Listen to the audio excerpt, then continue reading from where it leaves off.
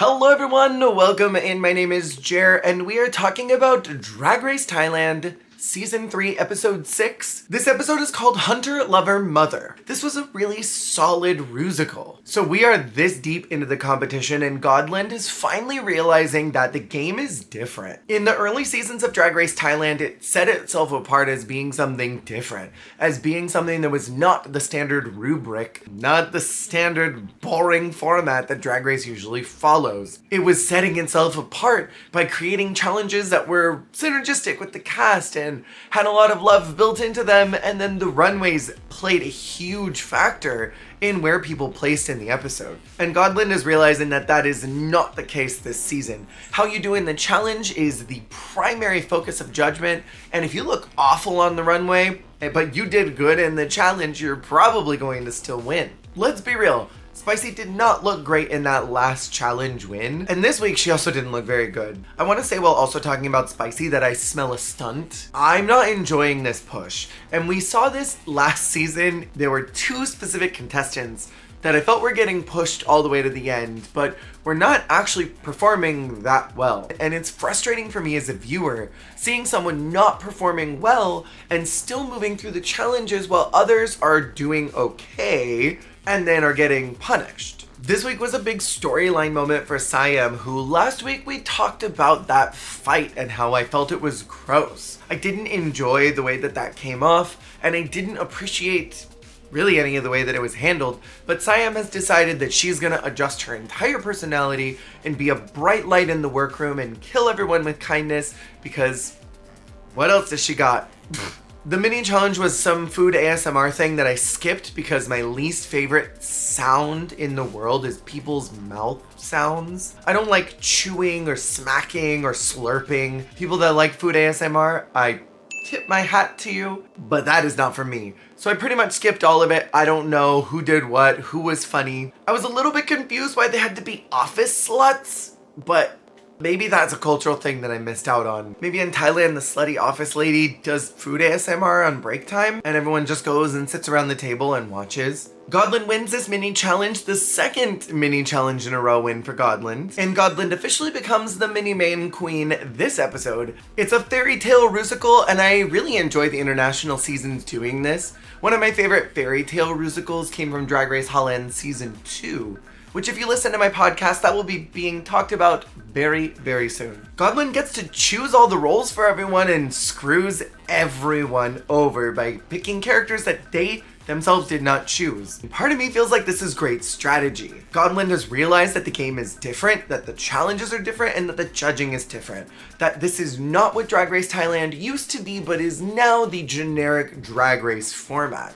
So kindness is now out the window. Playing competitively is the name of the game. And I kind of love that Godland is adjusting completely. That's one thing that I've not really been responding well to this season, is that this cast was not prepared for what was going to hit them. They were prepared for the previous seasons of Drag Race Thailand, and it has taken a long time for some of them to adjust their energy to what's going on this season. The only two up until this point who have really done that have been Frankie and ZP. Everyone else has sort of been kind of puttering to try and figure out where that start line is, and Godland is finally caught up and I think is now solidifying herself in the finals. What I appreciated the most about the way that Godland distributed these roles was sort of in like a, ooh, I'm just a girl. I think that it would be nice if you did that. Oh, I forgot to choose a role for myself. I feel like that was all a lie. I feel like Godland knew that everybody wanted to do a specific thing because it would work in their wheelhouse and said, no, I don't want you to succeed. I want to succeed. I'm going to use this power that I have and I'm going to make sure that you all stumble so that I look better. That's the way you play Drag Race when you are playing by Ru's rules. And if that's what Pangina and the producers want to have for their show this season, Godland's playing by the rules that have been set. Game, set, match. Godland is definitely securing a place in the finale. So here are my thoughts just in general on the Rusical. I thought it was well written. I thought the story flowed well. Same with the acting challenge. Whoever was in charge of writing did a good job. It was the set designers that I don't think got enough of a budget, which can't really be helped, I suppose. We saw how the mic quality was the first 2 episodes. The set for this Rusical is all on the main stage as usual, but they had a big LED screen behind them that changed the environment as they were moving around the different sets. I thought that was an interesting decision to make. It cuts down on production cost, and it looked okay. When it got up close, you could see the individual dots, which was whatever. And it was a long one. This was over 10 minutes. I think it was about 13 total. I think what this challenge showed the most was who is understanding that they're being perceived by not only cameras, but by an audience. And some of them were really good at capturing the attention and cheating towards camera, and some were just acting as if they were LARPing. Frankie and Godland were some of my standouts. They were great at expressing themselves, reacting to everyone in the room, being massive with their characters. ZP is an incredible performer, and it's fun to watch her week to week really thrive in these challenges. I thought Godland was the standout of those three. She knows how to chew up a scene and knows how to command her body in a really compelling way to sell what she's doing. But I do have to say that I loved Nane as well. And these were some of my favorites in the acting challenge as well. So I think both of these have through lines in them that they are very good at, one, commanding a stage, but two, eating up a scene. Spicy was really messy and unfocused in all of the blocking I felt. Some of her movements to me came off. I don't really know these words, so I'm gonna sort of whip my hair in a different way so that people don't notice that I don't know the words. There seemed to be a lot of not in sync lipping happening. And I just felt like her energy in general was like she was giving a little bit too much, but also not enough at the same time. Too much of the wrong energy and not enough of the good energy. Siam was super contrived the entire time. It was like she read one buzzword of her character and latched onto that and never moved outside of it. It was hard to watch for me. I really like Siam and I wanted to see her in the finale, but she was awful. And Gigi was a little flat in her characterization. I don't think she was bad, but I don't think she was good either. But for me, the role was bad. It had almost no lines, it had almost no reactionary content, and she was supposed to play the Disney princess type character. So there's not really anywhere you could go with that other than stay sweet and charming and happy. And when you stick to one emotion your entire role, you can't really go anywhere with that. So I didn't think it was Gigi's fault for not being good. To me, this ultimately came down to the runway because Gigi was the weakest of everyone. So this whole final five, two of them are safe, I thought was absolute BS. We have every capability of having a full group at this point. So to see someone like Spicy get pushed through to another week when I think she easily should have been in the bottom, not only for the challenge, but also for the runway. It's frustrating to me to see someone like Gigi, who I don't think did great, but I don't think was the worst of the bunch, be punished and have to lip sync because they don't want to send Spicy Sunshine home. And I'm so proud of Godland for snatching this win. She has come such a long way from Pangina asking, "Are you here?" twice, to a response of dead silence, to now winning both a mini and a maxi challenge. I think that Godland is easily going to be top three. Probably with a ZP, and at this point, I'm feeling like it's gonna be Spicy. I feel like Frankie is gonna be a fourth shock out. Their favoritism towards Spicy will end up sending Frankie home.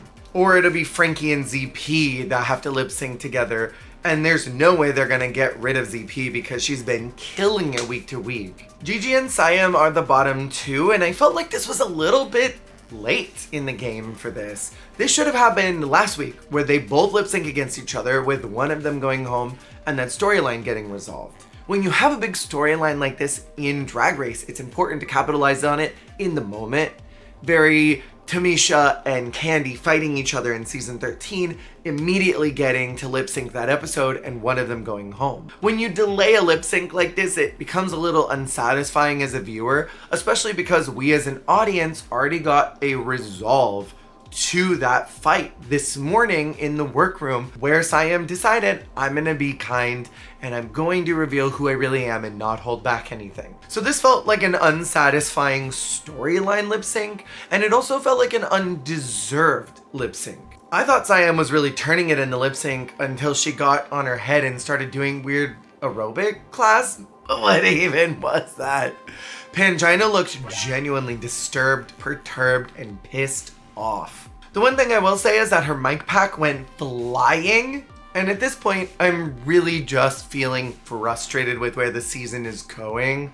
I haven't really been enjoying it this whole time, but at this point, I think I'm spite watching. I think that's where we're at right now. Okay, so now let's quickly talk about these runways. First out, we have Gigi Ferocious. I enjoy the heart silhouette shape that's happening here, and I actually like the way the hair is sculpted on her face. But this Naomi Smalls rip-off leather bodysuit was not the moment for me. A little bit of BDSM does not make a Love is Blind category to me. Spicy Sunshine is wearing more lace. Groundbreaking. And is eating a cocktail of eyeballs for some reason, which doesn't match the look at all. It's not zombie, it's not vampire, it's just girl in red lace with big Diana Ross hair eating eyeballs. So I thought it was whatever. Siam came out and delivered a really interesting performance at the very beginning. And I thought it was going somewhere fascinating, but then she took everything off and was in a lingerie. And she explained that this look was because as a person, they choose Siam over themselves. They will buy themselves a new dress before buying dinner. And I think this is a powerful message that a lot of drag performers understand.